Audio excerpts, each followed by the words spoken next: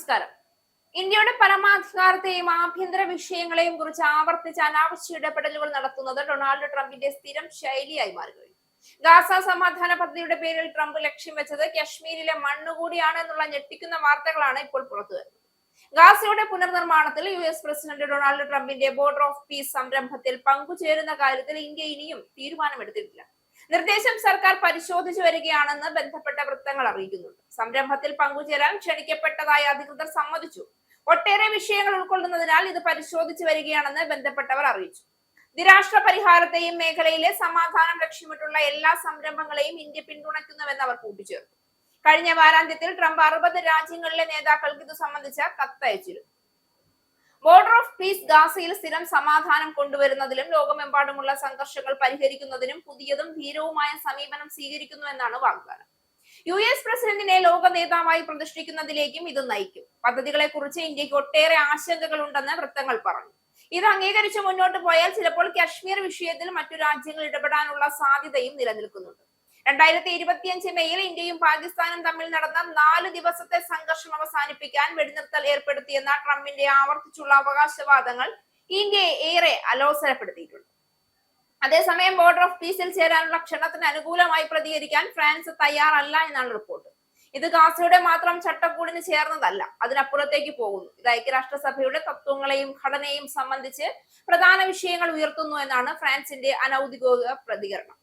ഇത് ഗാസയുടെ മാത്രം ചട്ടക്കൂടിന് ചേർന്നതല്ല, അതിനപ്പുറത്തേക്ക് പോകുന്നു. ഇത് ഐക്യരാഷ്ട്രസഭയുടെ തത്വങ്ങളെയും ഘടനയും സംബന്ധിച്ച് പ്രധാന വിഷയങ്ങൾ ഉയർത്തുന്നു എന്നാണ് ഫ്രാൻസിന്റെ അനൌദ്യോഗിക പ്രതികരണം. European union, Russia, Belarus, Thailand എന്നിവ ബോർഡ് ഓഫ് പീസിൽ ചേരാനുള്ള ക്ഷണം ലഭിച്ചതായി സമ്മതിച്ചവരിൽ ഉൾപ്പെടുന്നു. കാനഡ തത്വത്തിൽ ട്രംപിന്റെ നിർദ്ദേശത്തിന് അനുകൂലമാണ്. ബോർഡ് ഓഫ് പീസിന്റെ കാഴ്ചപ്പാട് പ്രവർത്തനക്ഷമമാക്കാൻ ഒരു എക്സിക്യൂട്ടീവ് ബോർഡ് രൂപീകരിച്ചതായി വൈറ്റ് ഹൌസ് കഴിഞ്ഞയാഴ്ച പ്രഖ്യാപിച്ചിരുന്നു.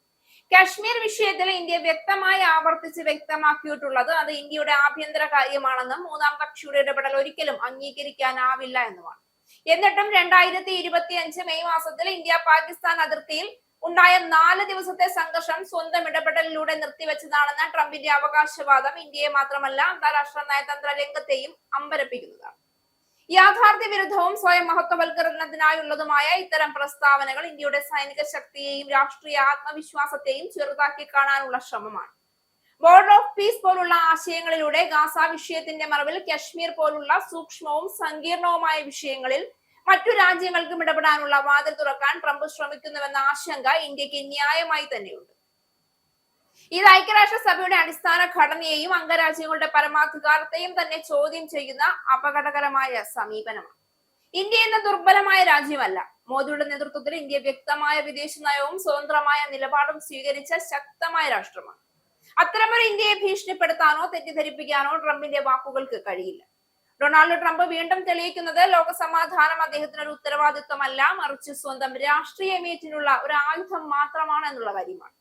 കശ്മീർ വിഷയത്തിലെ ഇന്ത്യയുടെ ഉറച്ച നിലപാട് അവഗണിക്കുകയും ഇന്ത്യ പാകിസ്ഥാൻ സംഘർഷങ്ങളെ സ്വന്തം നേട്ടത്തിനായി വളച്ചൊടിക്കുകയും ചെയ്യുന്ന ട്രംപിന്റെ സമീപനം അന്താരാഷ്ട്ര നയതന്ത്രത്തിന്റെ അടിസ്ഥാന മൂല്യങ്ങൾക്ക് വിരുദ്ധമാണ്.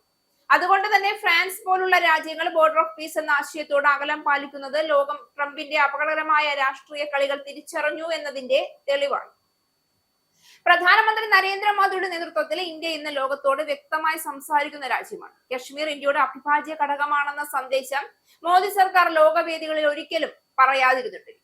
ട്രംപിന്റെ ശൂന്യ വാഗ്ദാനങ്ങളും കൃത്രിമ സമാധാനാവകാശവാദങ്ങളും ഇന്ത്യയെ വഴിതെറ്റിക്കില്ല, മറിച്ച് ഇന്ത്യയുടെ സ്വതന്ത്ര വിദേശ നയത്തെ കൂടുതൽ ശക്തിപ്പെടുത്തുക മാത്രമാണ് ഇത്തരം വെല്ലുവിളികൾ ചെയ്യുന്നത്. ഇന്ന് ലോകം മനസ്സിലാക്കേണ്ടത് ഇന്ത്യ സമാധാനത്തെ ആഗ്രഹിക്കുന്ന രാജ്യമാണെങ്കിലും സ്വന്തം പരമാധികാരത്തിലും സുരക്ഷയിലും ഒരിക്കലും വിട്ടുവീഴ്ച ചെയ്യില്ല എന്നുള്ളതാണ്.